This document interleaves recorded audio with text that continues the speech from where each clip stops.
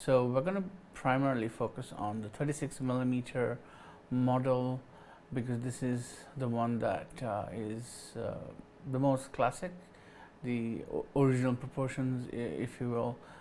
The 40 millimeter versions are recent incarnations, right, essentially. So here we go. Hodinkee has a great article on the DayDate conspicuously consumed, and in this article from Jack, he goes on to quote quite a few references essentially, and this is one of the, some of them are pretty cool. So this one is, as my eyes grew accustomed to the light, details of the room within emerged slowly from the mist. Strange animals, statues, and gold everywhere. The glint of gold. Discovery of the tomb of Tutankhamun. And so, as you can see, the theme is all about gold. Those who loved gold are called chrysophiles.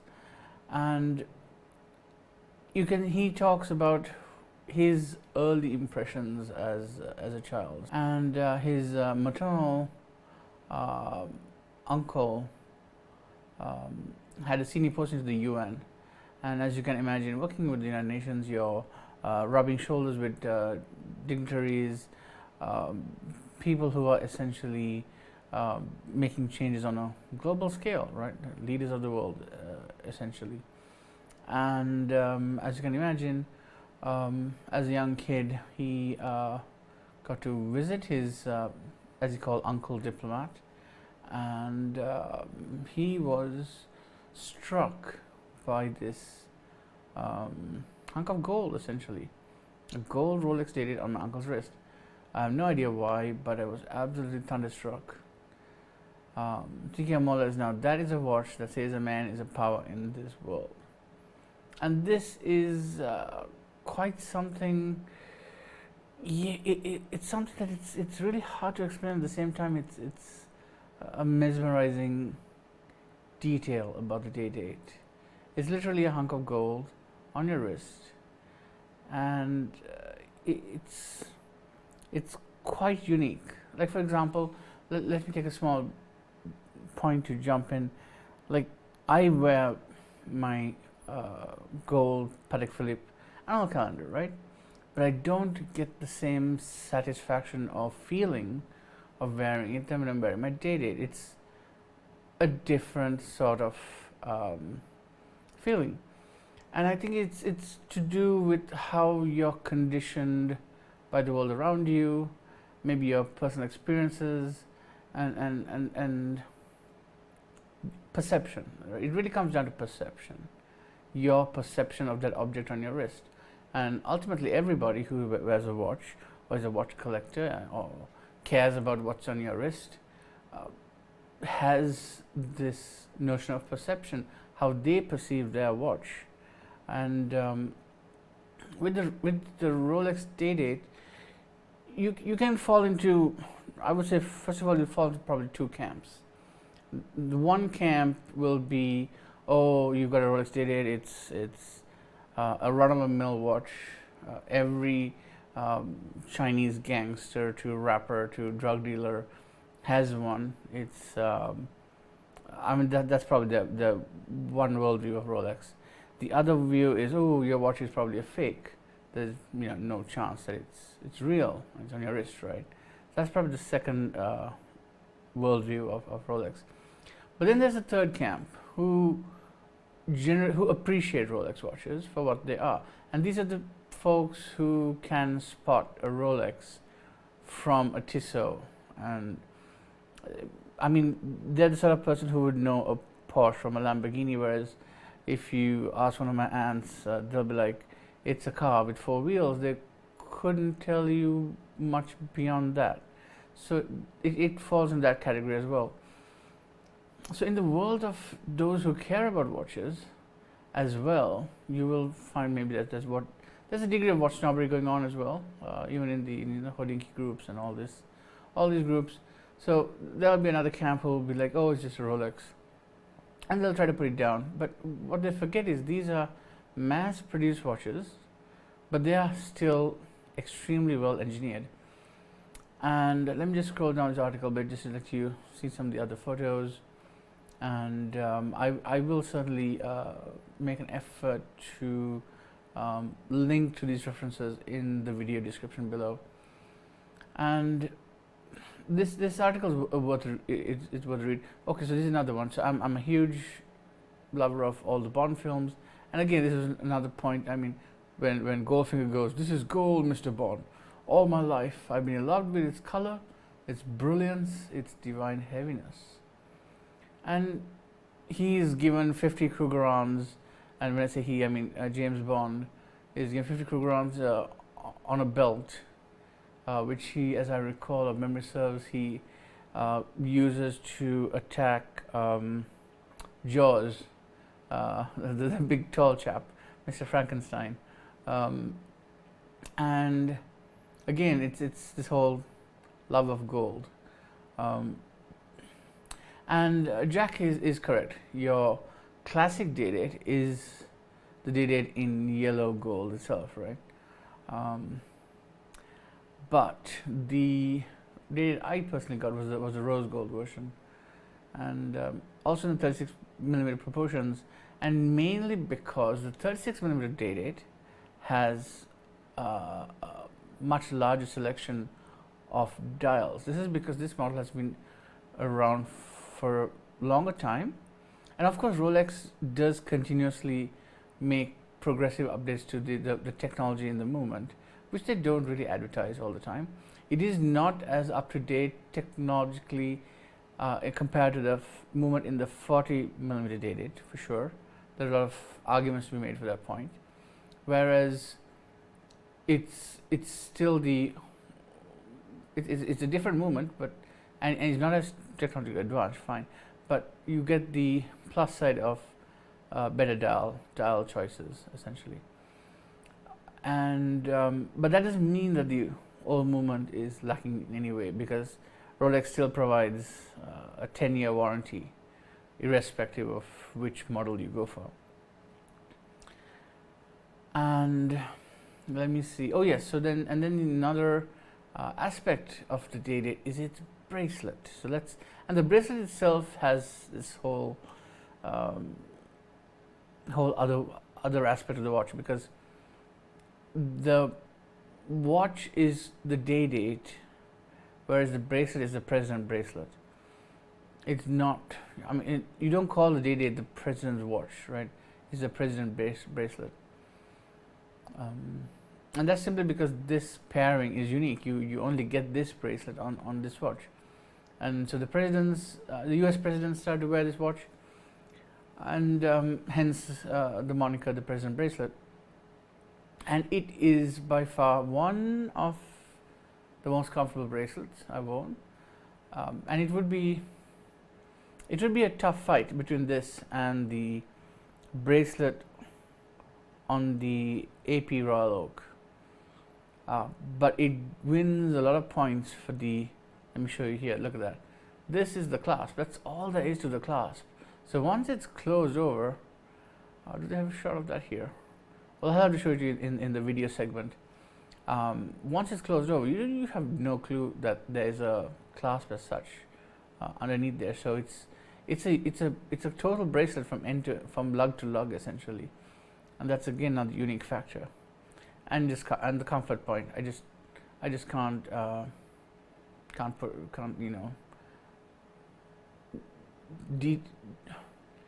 just can't stress that enough. That's what I'm trying to say. So, and also this goes from, as he says here, from characters from such like Fidel Castro, Tony Soprano, Kaiser Soze, and Dalai Lama. I mean, so these are a whole handful of people, and a wide variety. And Kaiser Soze, by the way, is fictional, but it's still Kevin Spacey's wrist, right?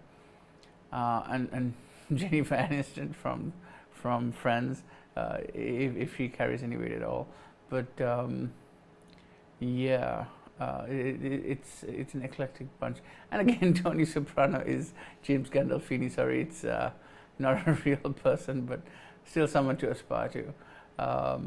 I totally love Sopranos. Oh my gosh, that is an incredible show, and Gandolfini's portrayal, out of this world, And So we have the on the one angle it's the U.S. presidents as well, and then you have all these interesting um,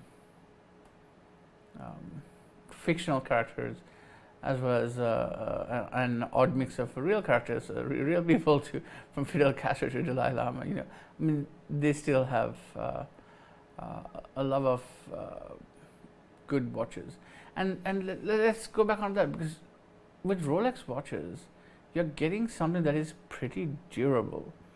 Like for example, it looks great, it wears great, and it is durable. Like for example, with Omega, even the Speedmasters, they're nice watches. They're generally durable, but I wouldn't go as far as saying as if you're a gold lover, it's hard to say that you'll get the same satisfaction out of it that a DayDate would give you, compared to maybe whatever gold version from Omega would come out. But again, all comes down to perception. It depends. If as a child growing up, a gold Omega was the watch that made your eyes sparkle, it'll be probably totally flipped around for you, and there's certainly nothing wrong with that. Now let's see what else is there in this. I just want to scroll through the article just to see if there's anything I haven't missed. Yeah, so here they're talking about the 40mm version and its and the extra efficiency and etc. in its movement. But from my experience, you know, I've worn my DayDate since 2018, and it's been ticking along just fine. The only thing is if I don't set it at the end of the month and they run for about 2+ months, etc., then I notice there's a bit of deviation.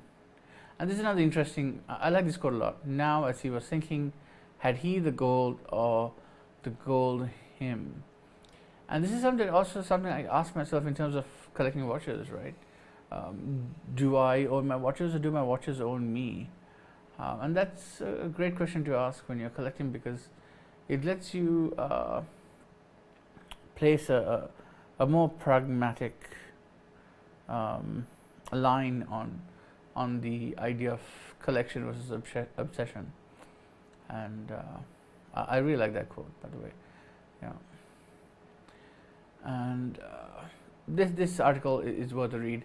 And so now I'm just going to quickly jump onto Jake's Rolex's blog. This has been around for ages, and he covers all the various historical, fictional, non-fictional aspects of watch-related topics. So, for example, if you want to go a deep dive onto James Bond's Rolexes, he has everything on the right-hand side. He covers everything.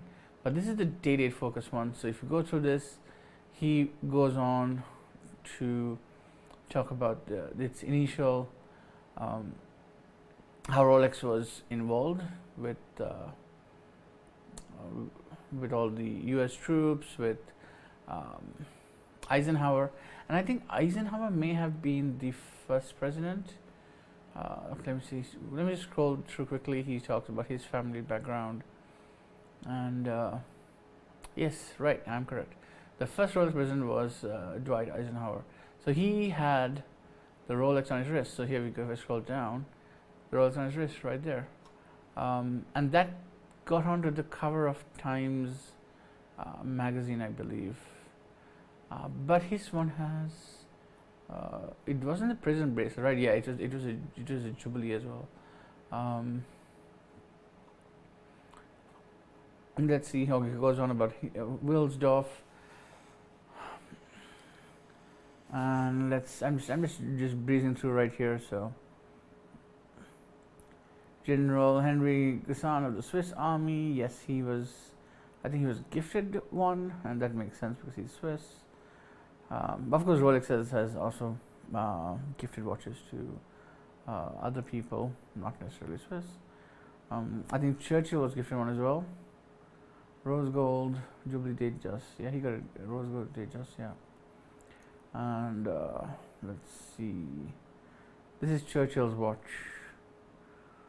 And they engraved his family crest on the back of his watch. And that's another thing with the Rolex watches. The case back is very plain, So it's engraving whatever you want on it. It's a simple matter, really.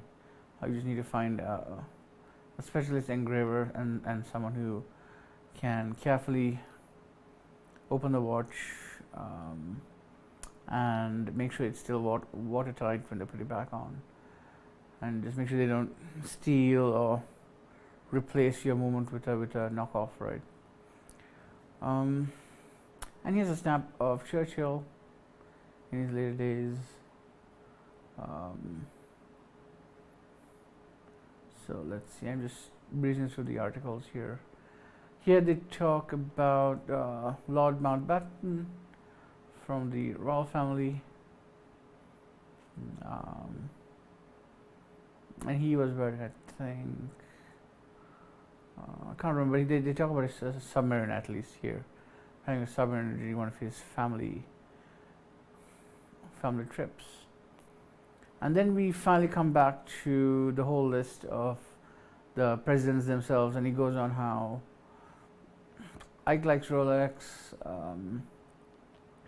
the Eisenhower legacy. JFK, he gets his Rolex with the DayDate with Marilyn Monroe gifting it to him. LBJ has one as well, and then General Ford, Ronald Reagan, Bill Clinton, Dick Cheney.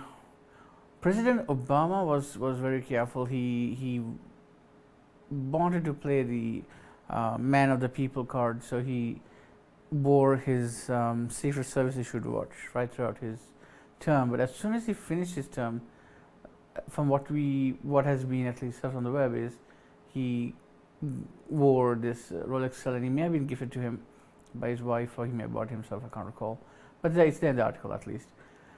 He switches to a Rolex Celine because the Celine line is not super popular, so it's a nice choice to go for, because it's not it's not something that is going to be instantly recognized, right? And then Trump has been wearing Rolexes from well beyond before he became president. It's just when he became president, I think he started to tone things down and try to be a little bit simpler. And yeah, so that's it from in terms of a lot of the culture surrounding the culture and the historical context of what makes a DayDate what it is in terms of its aspirational qualities, put it that way, right? When you wear a DayDate, you instantly have the feeling that there's quite a lot of history behind the model itself, and I suppose people who like wearing vintage watches as well, they probably have the same kind of they draw the same kind of analogy. Like, let's say you have a beaten up watch from World War II, you might draw conclusions and draw parallels to the sort of folks who wore that watch during the war, etc. And for me, I would say the character that I enjoy the most, aligned with the DayDate, is James Gandolfini's Tony Soprano and Kaiser Soze, and these interesting characters. I like my movies, and I like the more fictional side of things as well. But it's certainly interesting.